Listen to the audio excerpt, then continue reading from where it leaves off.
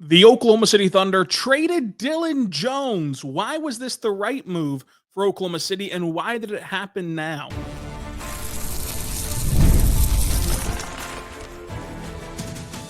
You are Locked On Thunder, your daily Oklahoma City Thunder podcast. Part of the Locked On Podcast Network, your team every day. Let's get it going on the Locked On Thunder podcast, on the Locked On Podcast Network, your team every day. I am your host, media member, and beat writer for Thunder on SI, Rylan Stiles. Follow me on Twitter at Rylan_Stiles. Follow the show on Twitter at LOThunderPod. Email the show, LOThunderPod@gmail.com. On today's show, we're diving into the Oklahoma City Thunder making their first roster move of the summer, trading Dillon Jones to the Washington Wizards, and what it means. Why did they do it? 6 second-round picks invested in Dillon Jones. We're going to talk about it all on today's show. Also, we had the rookie press conferences for the introduction for Thomas Swarber and Brooksy Barnheiser. So we'll make sure to talk about what they said because we're hopping on for this emergency pod. No, technically, Dillon Jones does not necessitate an emergency pod. I'm not under any contractual obligation to discuss Dillon Jones, but we've already mapped out the first few weeks, first few days of this week on the show. Wanted to make sure that we had time for this topic because tomorrow on Monday, we're going to preview the offseason, free agency. Monday, also, Sam Presti will talk in the afternoon, early morning, whatever it is. He'll talk, we'll recap what he had to say, and then from there, we don't know. We don't know what's going to happen. We don't know what the offseason holds for the NBA, for the Thunder, and Summer League is right around the corner, so we'll have more info on that. So that's why you get this Sunday emergency pod talking Dillon Jones. And they did make the trade with Dillon Jones going to Washington, and the trade officially has been made. It's Dillon Jones to the Wizards in exchange for Kobe Jones as the players. The Thunder also send a 2029 second-round pick via Houston to Washington. And so the deal for both sides, first for Washington, get that out of the way. You can go check out Locked On Wizards.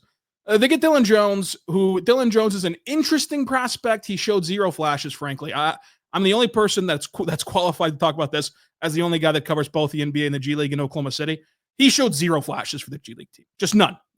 It just was not there. Now, to his credit, he was having to learn a brand new position on the fly that as a guy who already had a skill set that all we could talk about all last summer and all training camp was how is this guy that's this bowling ball size going to figure out how to play in the NBA with this tweener build in terms of positions defensively, in terms of offensive impact, not really an off the ball guy, but you can't really put him on the ball either. So he had a lot to overcome just from a sense of comfortability, from a sense of structure, from a sense of position. And the Blue played him in such a way that was not his college position because they knew that they had to try to prepare him for what it would look like in Oklahoma City. Now in Washington, he can go back to playing maybe a more natural position, or Washington can try to shoehorn him into a different archetype, just like OKC tried to do. And it would make sense why Washington is at least somewhat intrigued by Dillon Jones. Sam Presti was intrigued by Dillon Jones, so much so that on draft night a year ago today, he traded 5 second-round picks to go into the first round and get Dillon Jones because of the threat that the Celtics were going to take him at the end of the first round. So it makes sense that Will Dawkins, who comes from the Sam Presti tree, is also entertained by Dillon Jones. And Washington is in a different spot as a franchise. Yes, they have a lot of young guys who are immediately ahead of him and more talented than him and have proven more, or you just have invested more into than Dillon Jones. But we know how this goes.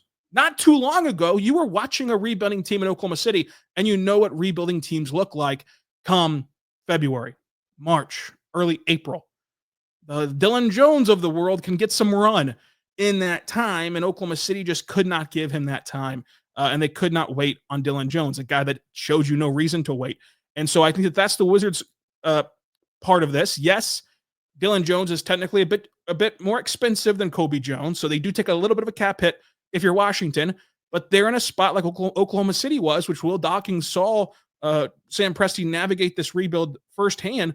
They're in the same spot as Oklahoma City. The salary cap sheet does not matter for teams like Washington, for teams like what the Thunder were a few years ago. You want as many assets as you can get. They get one in the 2029 second-round pick, and they get whatever you figure Dillon Jones into. So that's why Washington does it. Why does Oklahoma City do it? I think first and foremost, you have to applaud Oklahoma City for admitting that they were wrong. I mean, they missed on Dillon Jones. I thought he was an interesting prospect. I thought that he was worth a flyer. The Thunder also thought he was worth a flyer.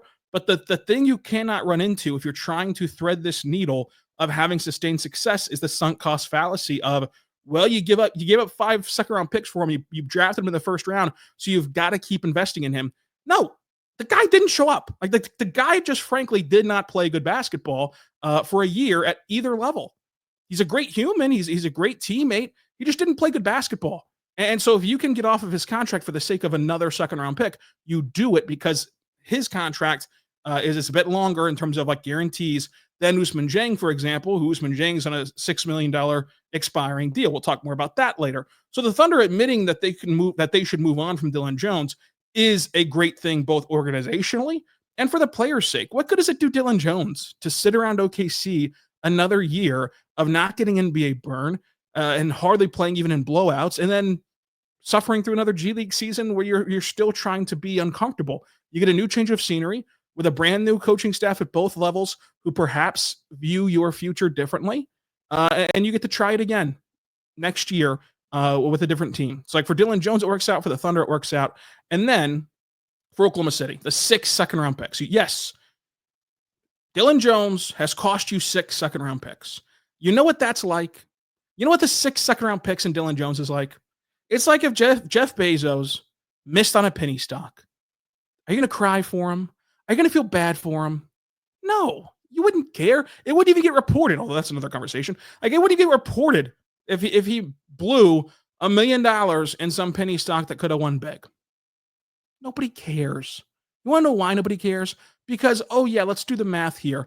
From right now till 2031, from 2026 to 2031, the Thunder have 18 future second-round picks. 18.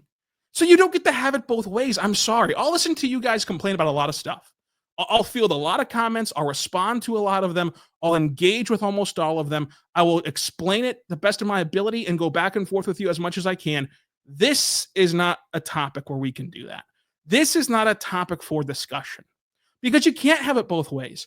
Every time that Sam Presti goes and trades for a second-round pick, you guys lose your mind.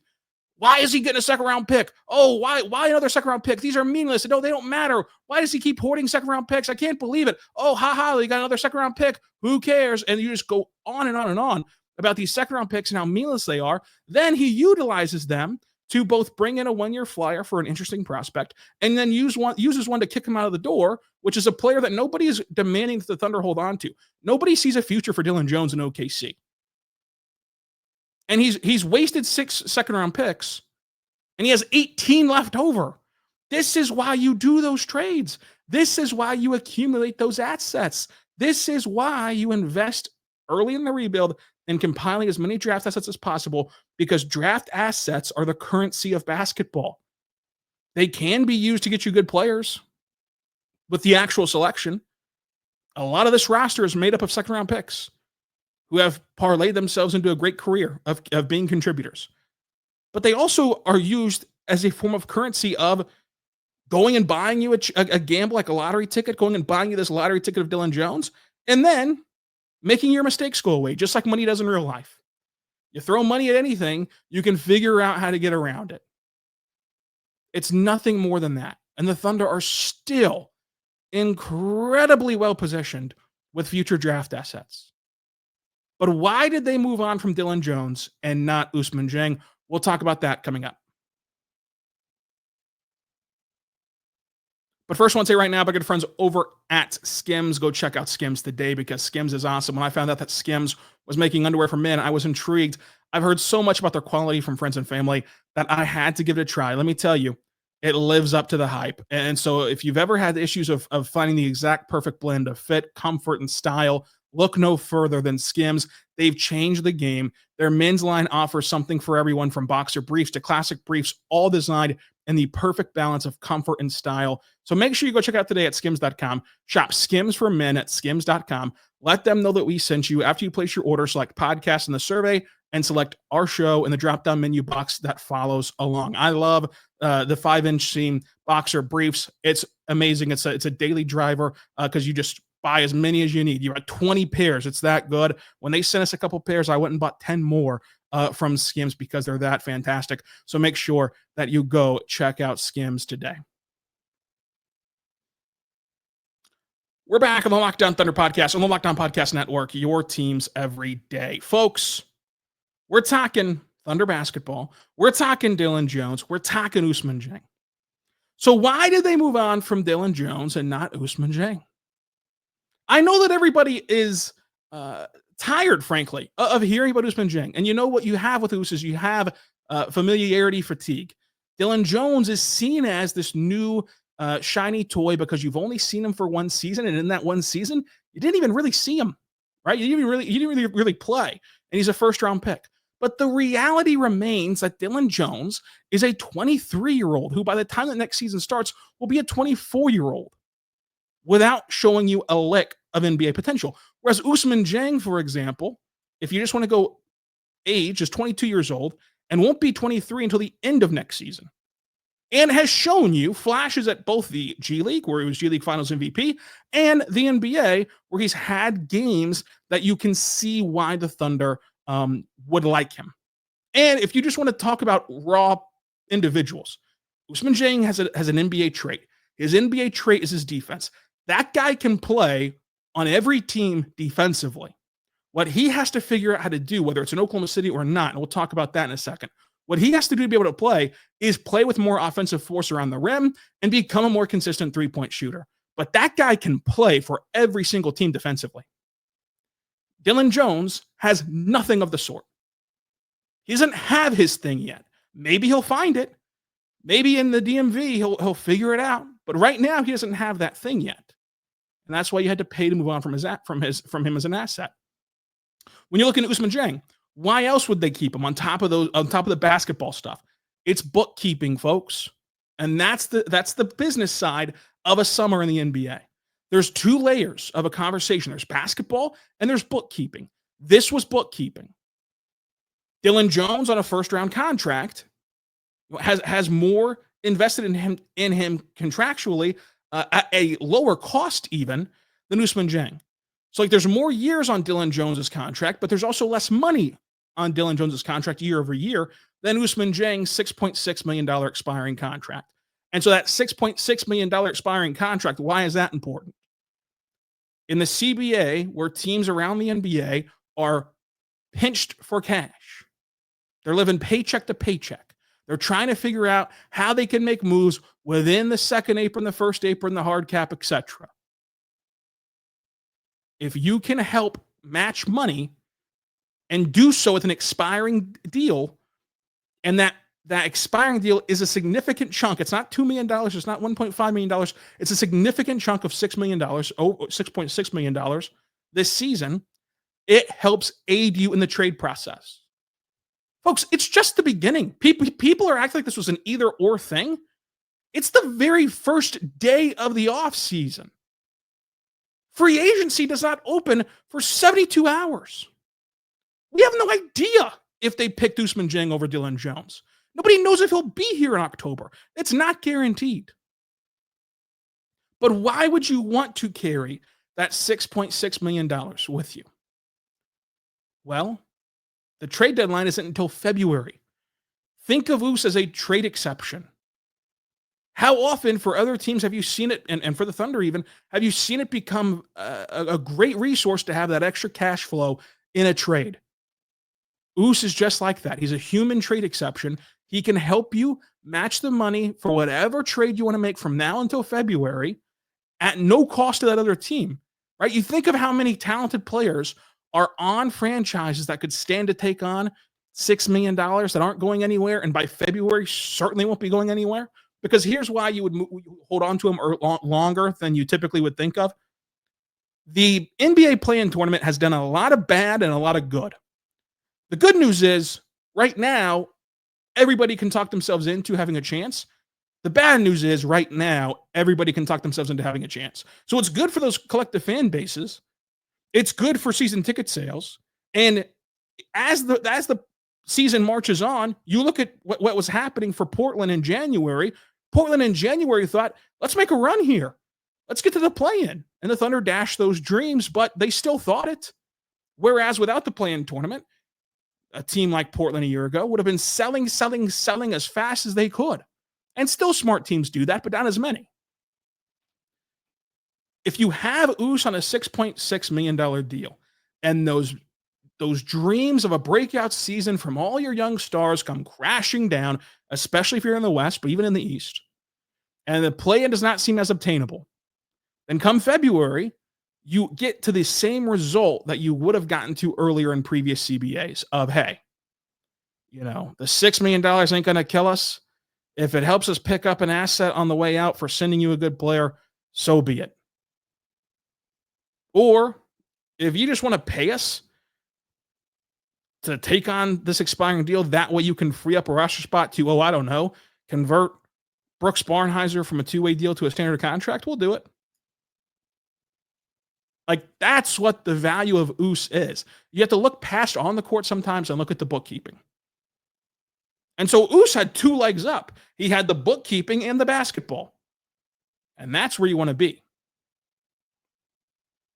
But I would caution anyone freaking out. First of all, if you're freaking out about a Dillon Jones trade, you probably need to call our good friends over at BetterHelp. But if you were, for some reason, some incredible Dillon Jones fan, and you wonder, well, what's Oos doing better than Dillon Jones? On top of the defense, it's also bookkeeping. It's also the salary cap sheet.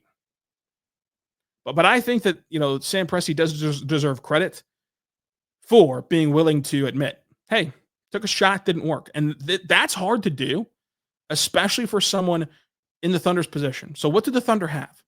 And why am I giving him credit for this? The Thunder have a great developmental program. The Thunder have an amazing scouting department that is hard to admit whenever you guys mess up every once in a while, but everybody does. It's part of evaluating basketball. I thought Dillon Jones was going to be interesting. But they also, on top of having a great developmental path and on top of having a great scouting department, they also have the sunk cost fallacy maybe playing against them, where you don't want to admit you were wrong, and you invested 6 second-round picks now and what was been a nothing return, a 0 ROI. And that's hard to do if you're Sam, because you get into this point where you're kind of chasing your own tail. You get into this point where you feel like you just need a little more time and you can save it. It's like that restaurant that won't go out of business. Nobody comes in. They get maybe 5 customers a week, but they just can't let it go. The ability to let it go from Sam Presti is something that's incredibly hard to do, especially when you're riding a high of, like, you just won a title. Everything seems to be breaking your way. You have this great team. And so it's tough to admit you have a misstep, especially 1 year in. Because nobody would have faulted him, for example, moving on from Ousmane Dieng today instead of Dillon Jones. But being able to see the forest through the trees on all of that, as we just broke down for 18 minutes, it's a great thing.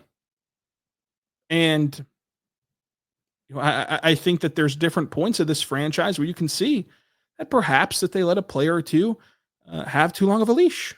Now, there were different circumstances than trying to build a dynasty and trying to build a sustained winner. But it is good on them for making this move and making it right now. And if you're Washington, you're just trying to repeat the process of what you saw Sam Presti do firsthand if you're Will Dawkins. Let's get some interesting guys. Most importantly, let's get some draft assets, and we'll figure the rest out later. So I think it's a win now. It's a win move for both sides. I think when it comes to the official grades that I gave them, I think it's an A+ for Washington. I mean, Washington did nothing but get out of bed today. I mean, all they did was turn off the alarm clock and answer the phone, and they get a draft pick out of it. And for the Thunder, it's a C. It's a necessary move because you had to free up this spot for Thomas Swarber. And so that's the big kicker, too, of what we're talking about with Oos. You're back to square one now. Like, you still have a fully loaded roster. You have every spot accounted for if you're Oklahoma City. So to eventually convert Brooks Barnheiser if you want to at the midseason trade deadline, which has been the typical uh, unfolding, if you will, of how these second round picks that start on a two-way deal go. You look at AJ, you look at Wiggins, both those guys converted after the trade deadline, after you've exhausted all your resources. You would need to move on from somebody on this roster, which you don't have to do today. We talked about Ousmane Dieng for the trade deadline here in February. But if you want to bring anyone else in, it's got to be via trade or via, it's got to be via trade or via waiving someone. And I just don't think that they're going to waive anyone on this roster. I think that tonight or today, being the day, Sunday being the day that you need to make some decisions on J. Will and AJ's team option, I do not want you to get caught off guard by what they might do. We'll talk about that. We'll talk about the rookie intro pressers all coming up. But first one to right now, we got friends over at Game Time. Go check out Game Time today because Game Time's great. Game Time is awesome. And have you ever decided at the last minute to go to a ball game with friends and family? Maybe it's game day. Again, the comments, the newfangled minor league baseball system still blows my mind. The fact that the comments are no longer in the PCL is an outrage. But the one change that I do like is that they just play a straight week at home. Like they play at home a week at a time.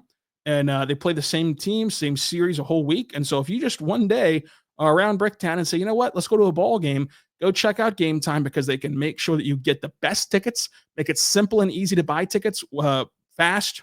And whenever you go there, you can see minor league baseball in OKC, see the future stars of tomorrow today, if you will, with their incredible last minute tickets, lowest prices guaranteed, clear seat views. That way, whenever you check on the map, perhaps you have never sat in the outfield before. What's the sight lines like in the outfield? You can go click on that, see a picture of it in a panoramic view from your seat to make sure that you're getting into what you want, knowing if it's a lawn seat or if it's an actual bleacher or if it's an actual seat, whatever it is.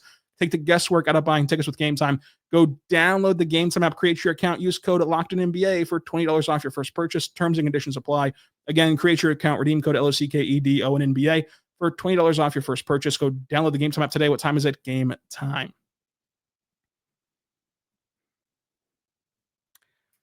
Well, we're back on Locked On Thunder. We're talking about the trade to get Thomas Swarber on this roster. And right now, as things sit, heading into Sunday, we're recording this on Saturday night. Heading into Sunday, as things sit, the Thunder have a full 15-man roster in terms of standard contracts. They're going to put Brooks Barnheiser on a two-way contract, so much so that even though it hasn't been announced yet, he was flat out asked about being on a two-way today at his rookie introductory press conference, and he said he can't wait to play for the Blue, and he's really excited about being on a two-way contract. So it seems like he let the cat out the bag that he's on a two-way deal. Andrew Schlecht, our good friend and friend of the pod, reported for The Athletic that the Iowa undrafted player, who we haven't talked about yet, but we will talk about this week previewing Summer League, Peyton Sanford, is also on a two-way deal. That leaves one two-way spot available, and you don't have anyone committed right now from your previous trio of Dukas, Carlson, Flagler. I will say, Alex Dukas was at the rookie introductory press conference.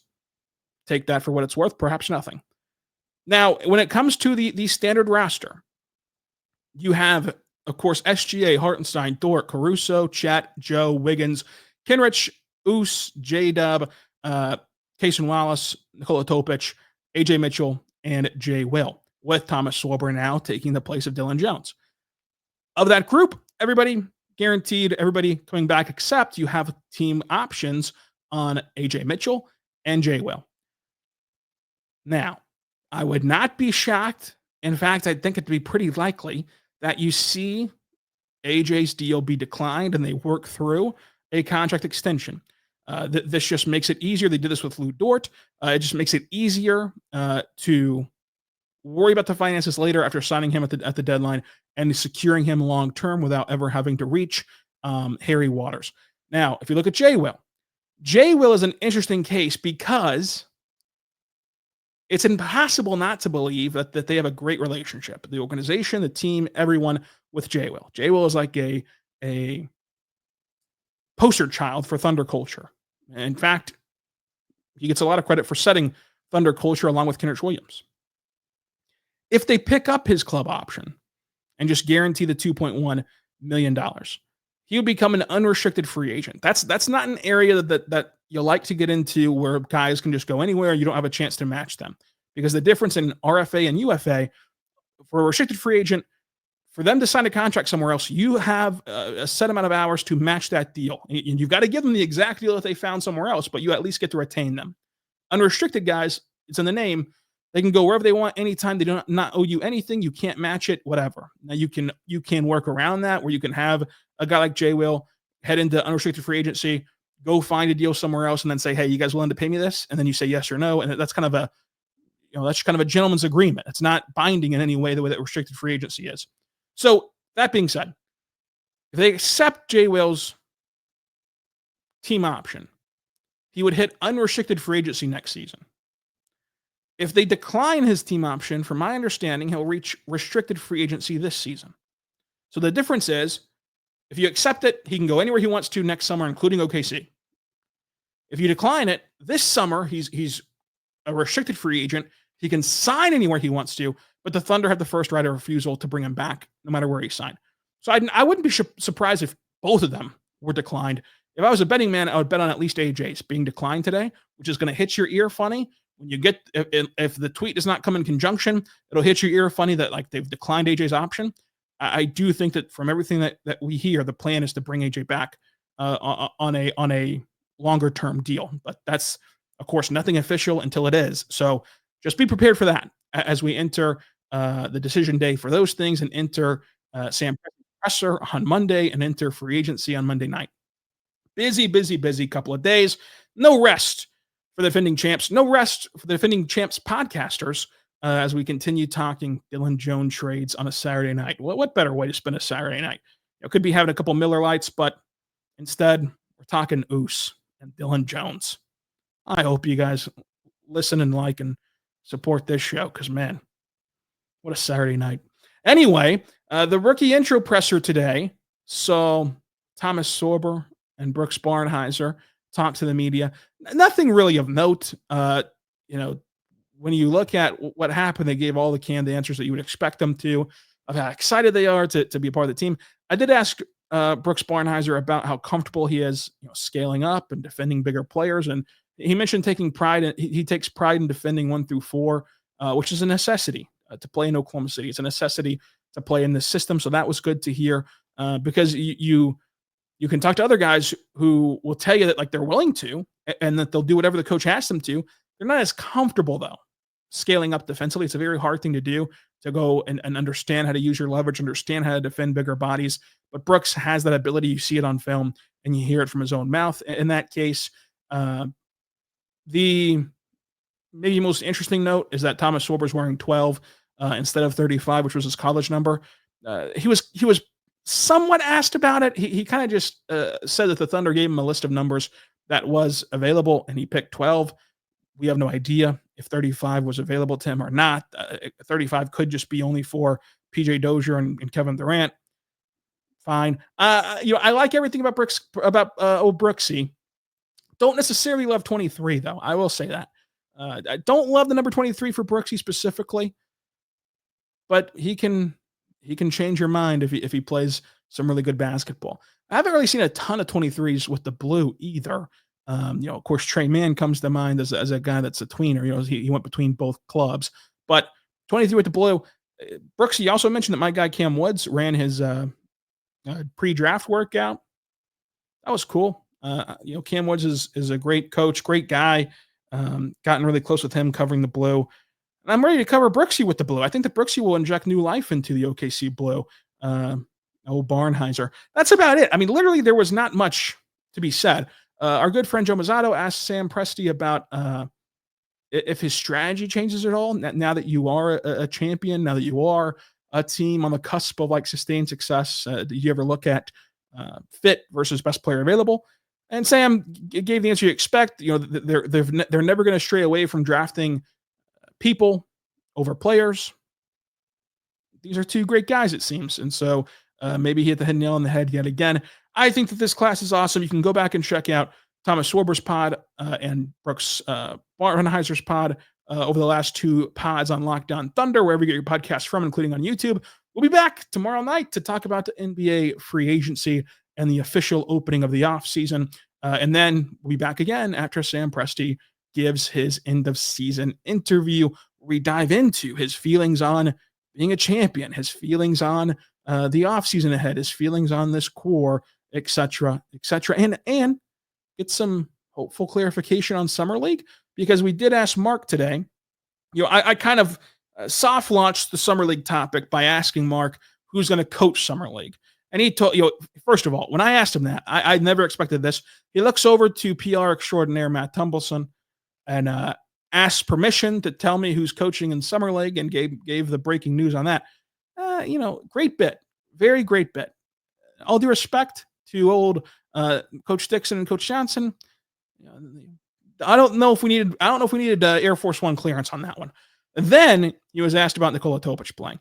That's when you need Air Force One clearance. That's when you need to convene with the council, if you will. And he did. He looks back over to the best PR man in the business, Matty T, and Matty T, thumbs down. They're going to give out a Summer League roster later this week. And so then we'll have to wait with anticipation on who will actually play. And as a reminder, the Thunder are playing in both Summer Leagues, Salt Lake City, with Memphis and Utah and Philadelphia and themselves, and Vegas. So there are chances, like we've seen before historically in Oklahoma City, where certain guys only play in one, certain guys only play in Salt Lake City, maybe play one in Vegas, and then other guys take on the other duties. So we'll just have to see how it all shakes out. All of their draftees are dealing with injuries, so we have no idea if they're going to play. Thomas Swarber was asked if he'd play. He said, we're still figuring it out. Don't really know yet, non-committal. So, we'll just have no idea. And we're going to find out together and talk about it together on Locked On Thunder. Let's have a week, folks. Until next time, be good and be good to one another.